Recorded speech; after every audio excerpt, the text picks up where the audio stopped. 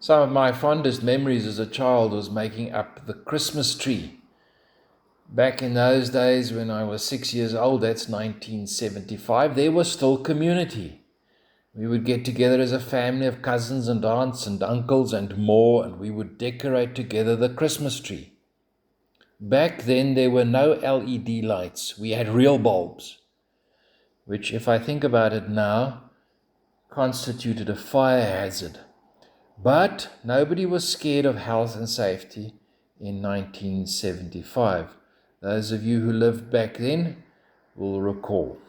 In any event, it was a spectacle of light when the switch was eventually flipped on that Christmas tree. And it is fitting and was fitting and will always be fitting, because at Christmas time we celebrate another spectacle of light far more dazzling than any Christmas tree could ever create. The coming of the light of the world, Jesus Christ. And it is of this light that I want to speak briefly today. If you open John's Gospel expecting a nativity scene with shepherds and stables and angels and cattle lowing softly, you may feel as if you've arrived at the wrong place. Because John does not begin with straw. He begins with eternity and creation, and he does not begin with a baby being born, but with the pre-existent Christ who has always existed. John chapter 1 verse 1, in the beginning was the Word, and the Word was with God, and the Word was God. You see, Matthew gives us the genealogy, and Luke gives us the manger, but John gives us the big picture. Today, the big picture. Why? Because John wants you to know that the child in Bethlehem did not begin at Bethlehem. He's not merely entering history. He is entering history from outside of history. This is the big picture. But more than that, John wants you to understand that Christianity begins with a movement that is opposite of every other religious instinct. You see, God comes down. Jesus comes down. We do not go up. Christmas is not about human beings going up to meet their God, about finding their way.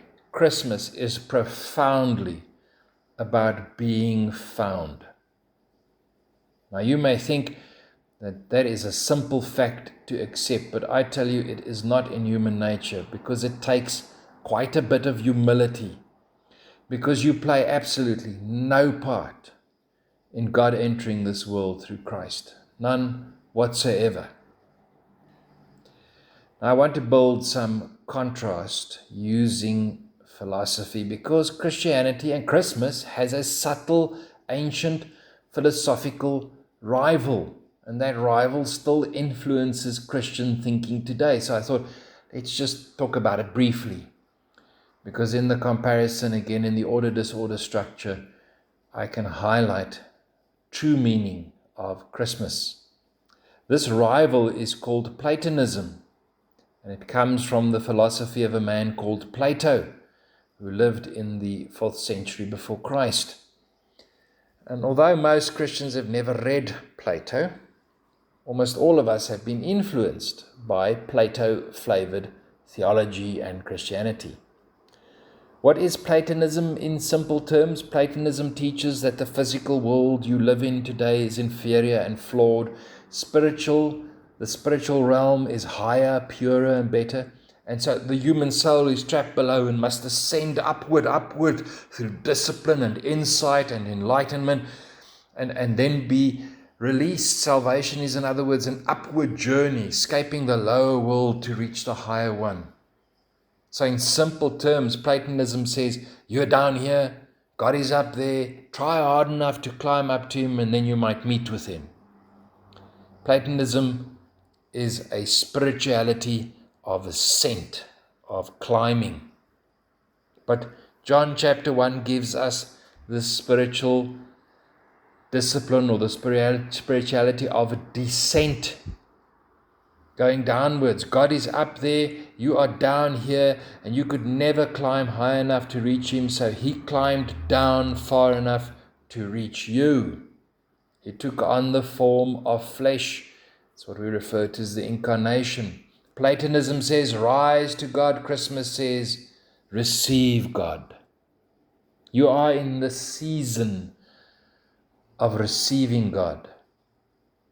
So I ask you to clear your mind this Christmas of all kinds of ascent climbing theology. Get rid of the idea that spiritual maturity means escaping the ordinary world rather than loving it. Get rid of the idea that faith is a ladder rather than a gift received by empty hands. Get rid of self-improvement as a means to move upwards to get towards God. Renew your mind to understand that the rest is found in the humility of receiving. Tim Keller often reminded us that the gospel does not work by exaltation of self, but by emptying of self, so that the fullness of Christ may be received. Plato gives you a staircase. Jesus gives you himself. John chapter 1 verses 4 to 5. In him was life, and the life was the light of men. The light shines in the darkness, and the darkness did not comprehend it. And John chapter 1 verse 14. And the word became flesh and dwelt among us. The light is not a distant mountain, a distant summit. The light is a piercing arrival. Let me say that again. The light is not a distant mountain. It is a piercing arrival. Christmas is God turning on the lights in a dark world, but not from afar, here among us. Platonism makes salvation an achievement. The gospel makes salvation a reception. In one sense, most people do not reject the light because it is untrue. They reject it because it comes down and does not move up, because it offends our pride that God would come by cradle rather than receive us by staircase. So here are some practical thoughts before I close. Reflect in this Christmas time on the darkness of the world and admit it. It's good to admit it, to see it, to consider it. Stop climbing if you're climbing. Rather kneel. Open your hands, not as someone who deserves, but as someone who does not deserve. If you do it that way around, you'll experience grace and you'll experience the light coming to you. Receive the descending Christ. Don't receive a climbing project. Please do not develop New Year resolutions that are ladders towards God. Humble yourself this Christmas by making every effort, practically, to serve those around you. Serve those around you. Forgive those around you. In that way you live out the light that is Christ. This Christmas, wash feet as Christ washed feet. I close. You may have a Christmas tree in your house, despite what anyone else says. The Bible does not forbid it. My suggestion is that you put as many LED lights as you can find onto your tree. And please throw away the old bulb ones. You don't want to start a fire.